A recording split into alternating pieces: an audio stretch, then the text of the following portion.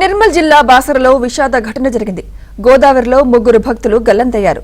కాచిగూడ చప్పల్ బజార్కు చెందిన కుటుంబం అమ్మవారి దర్శనానికి వెళ్లి గోదావరిలో స్నానం చేస్తుండగా ఈ ఘటన జరిగింది. గల్లంతైన చంద్రశేఖర్, రామచందర్, మల్లేష్ కుమార్ ముగ్గురు అన్నదమ్ములుగా గుర్తించారు.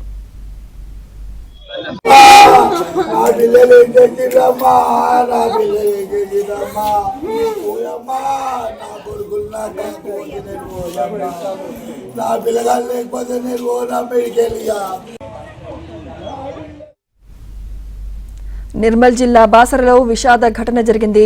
గోదావరిలో ముగ్గురు భక్తులు గల్లంతయ్యారు. కాచిగూడ చప్పల్ బజార్కు చెందిన కుటుంబం అమ్మవారి దర్శనానికి వెళ్లి గోదావరిలో స్నానం చేస్తుండగా ఈ ఘటన జరిగింది. గల్లంతైన చంద్రశేఖర్, రామచందర్, మల్లేష్ కుమార్ ముగ్గురు అన్నదమ్ములుగా గుర్తించారు.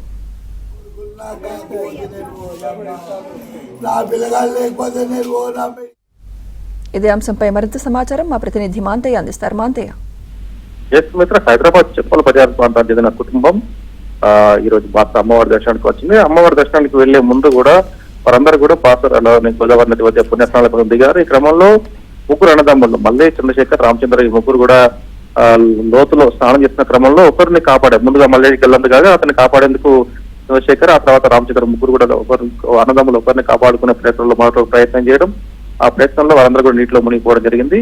బాసర పోలీసులు గజయితగాళ్ళంతా కలిసి మృతదేహాలను వికిరించే ప్రయత్నాలు చేస్తా ఉన్నారు. ఏదైతే స్నానం చేసిన ప్రాంతంలో లోతు అధికంగా ఉండడంతో గజయితగాలు ఇంకా కాలిస్తా ఉన్నారు.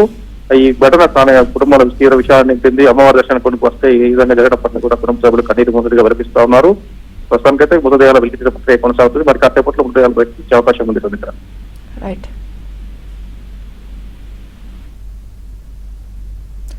Right Manthaiah, thank you.